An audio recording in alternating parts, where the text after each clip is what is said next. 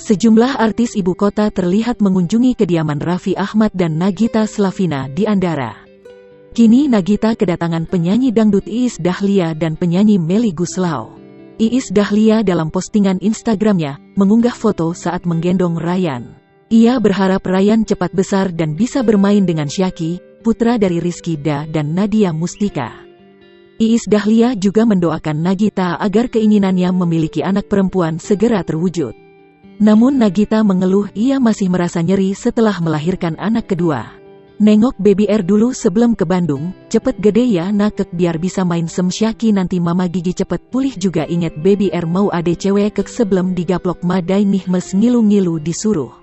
Produksi lagi katanya sayang kalia aan. Tagar happy life, tagar happy family, tagar alhamdulillah, tagar blessedus, tulis Iis Dahlia.